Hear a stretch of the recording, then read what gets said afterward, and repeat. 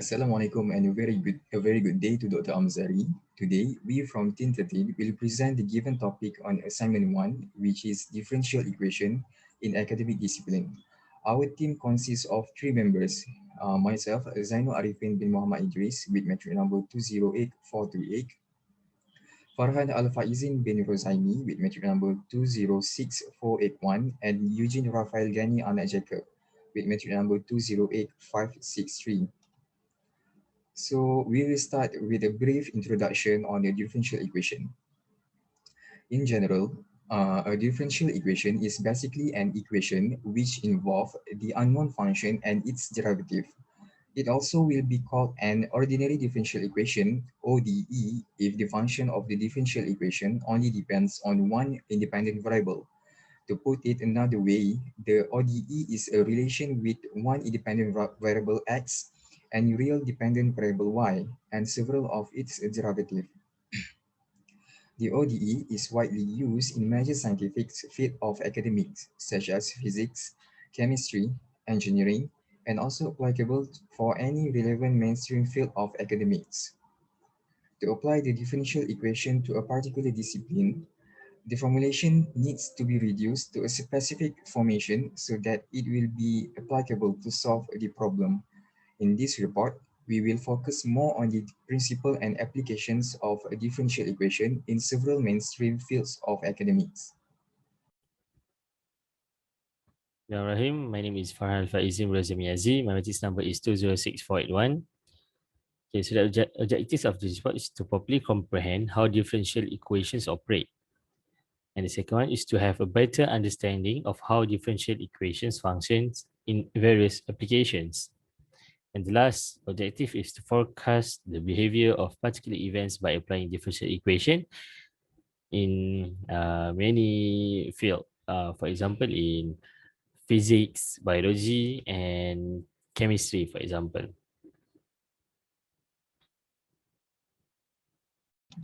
Okay. In this section, we will take a look at one as example on how the differential equation can be applied to in the construction of mathematical model of phenomena of dependence of pressure with altitude. So based on figure 1, to have a better view and make the analysis less complicated, we will consider the rectangular horizontal section of the atmosphere. The area of the two-end surface will be denoted as A. The cuboid is located at height y above the ground. After considering the height of the cuboid, we can assume that the height of the cuboid is delta y here. The pressure upper side of the cuboid will be represented as a function p to the variable of y plus delta y, and lower part is function p with the independent of variable of y. The density of the air according to y-axis will be denoted as function rho to the dependent variable of y. The force of the flat piece at area A can be represented as equation F is equal to PA. The pressure on the flat piece will be represented as P. Okay, by assuming the air in the box in at equilibrium condition and considering all the vertical force on the selected part, we can come out with an equation which expresses that the difference between the upper force and lower force is equal to the weight of the selected air, which is equation 1 here.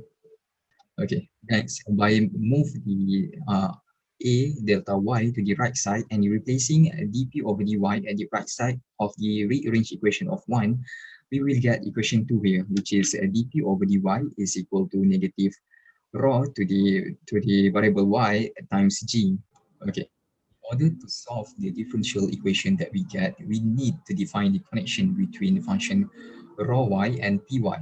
Thus, we need to call out several related equation, which is equation A, the equation of states for ideal gases, which is PV is equal to nRT, where N is the number of the moles, and equation B, which is definition of mole mass, which is M is equal to Nm. And by rearranging the formula, we will get N is equal to small m over capital M. And lastly, equation C, which is density, which can be denoted as a product of rho is equal to M over V. And by rearrange the formula, we will get M is equal to rho V.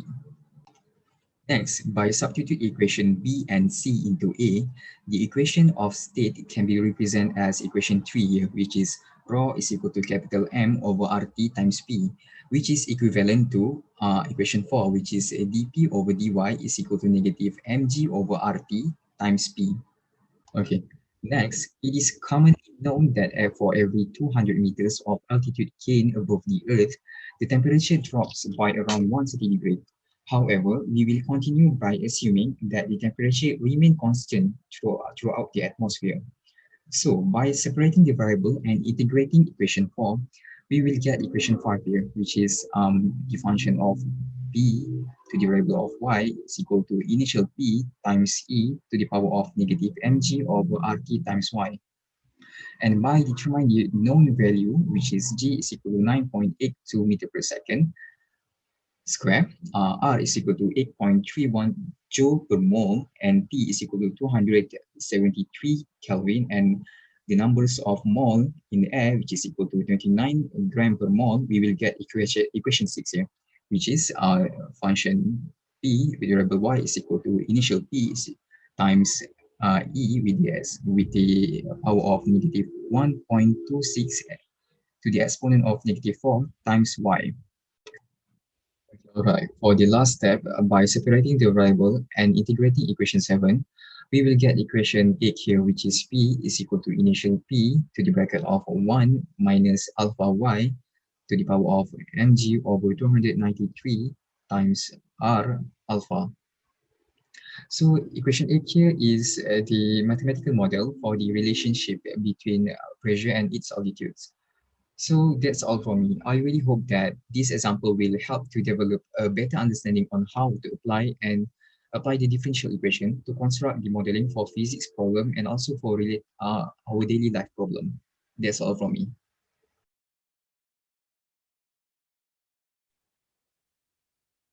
So for biology, the differential equation used for demography and cell division cycle. So partial differential equation is the simplest way to explain the demographic growth in biology. So we can consider a population that is closed with no immigration or emigration. At the time t, the population density n of citizens of each x is more than 0, satisfied.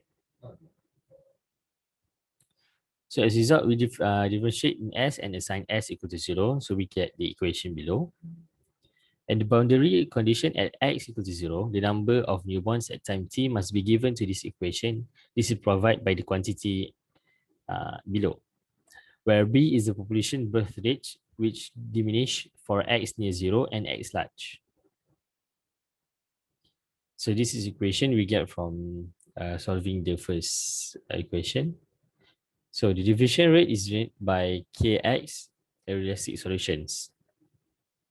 So from equation 1.3, we can simplify it to be this equation, and it is continuous throughout the characteristics.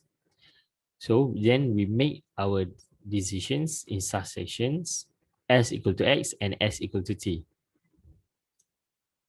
So by applying this data and defining bt as a birth term, the so-called Volterra integral equation is discovered.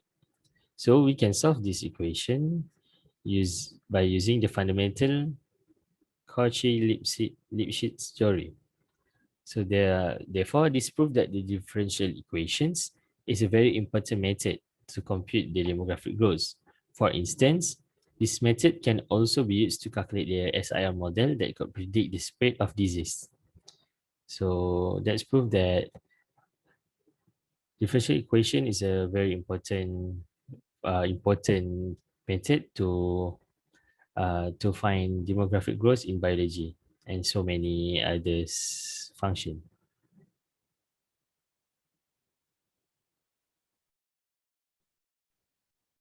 Hello everyone, my name is Eugene Ghani, Anak Jacob. My metric number is 208563, and I will be presenting the exponential decay model. So the decay model is used to model population shrinkage due to disease, for example, or the breakdown of a chemical compound over time. So the model is nearly identical to the exponential growth model, with the exception that the exponent has nearly has a negative sign. So the equation is y is equal to y0 e to the power of negative kt. So there, there is a differential equation associated with exponential decay, which is y prime is equal to negative k y 0 l to the power of negative kt equal to negative ky.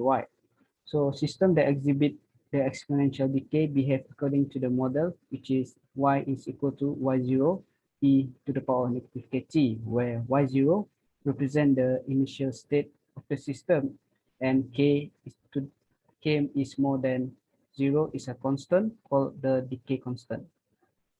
So this is the graph of a representative exponential decay function. So this is a graph which is an example of exponential decay. So for example of exponential decay is for example is Newton law of cooling, which is according to the Newton law of cooling, an object cooled at the rate proportional to the difference between its temperature and that is of its surrounding. In other words, if T denote the object temperature and TA denote the room ambient temperature, then T prime is equal to negative K T minus TA. It is worth noting that this isn't the best model for the exponential decay. We want derivative to be proportional to the function, so we add the TA term to this expression. Fortunately, we can solve this problem by changing a few variables.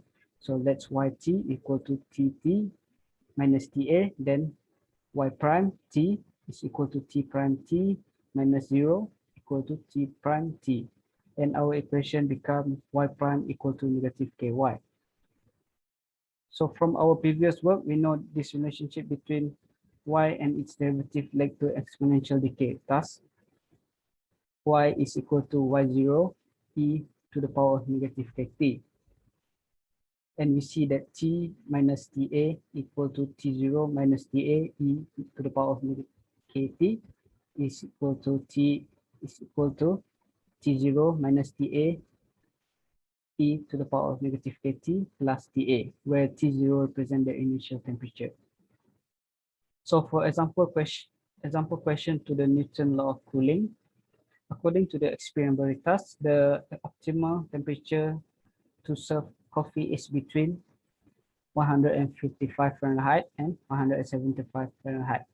Suppose coffee is put at the temperature of 200 Fahrenheit and after 2 minutes in 70 Fahrenheit room, it has cooled to 180 Fahrenheit. When is the coffee first cool enough to serve? When is the coffee too cold to serve? Round the answer to the nearest half a minute. So for the solution, we have T equal to T0 minus TA e to the power of negative kt plus TA. So we just put the number, which is 480 equal to 200 minus 70 e to the power of negative k2 plus 70. Then we'll calculate that, we get k is equal to log 13 minus log 11 divided by 2. Then the model is t is equal to 130 e to the power of log 11 minus log 15 divided by 2 times t plus 70. Then we just put the t. Then the coffee reached 175 when we just put the t, we just change the t into 175 is equal to 130 e to the power of log 11 minus log 13 divided by 2 times t plus 70. Then we get t is equal to 256 minutes. So the coffee can be served about 2.5 minutes after it pours. The coffee reached 175 at 100. Then we change the t into 155, which is equal to 130 e to the power log 11 minus log 30 divided by 2 times t plus 70. Then we get the answer for t is 5.09 minutes. The coffee is too cold to be served about 5 minutes after it pours. That's all from me. Thank you.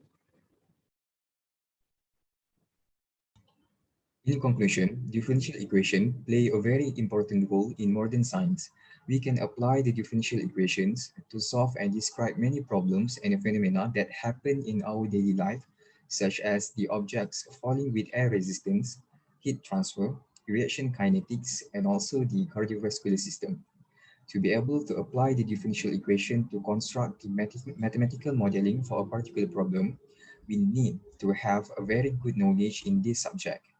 We hope this presentation will help to build an understanding on how to apply the principle of the differential equation to construct mathematical models for many problems in different fields of academics and also in our daily life. So that's all from us. Thank you.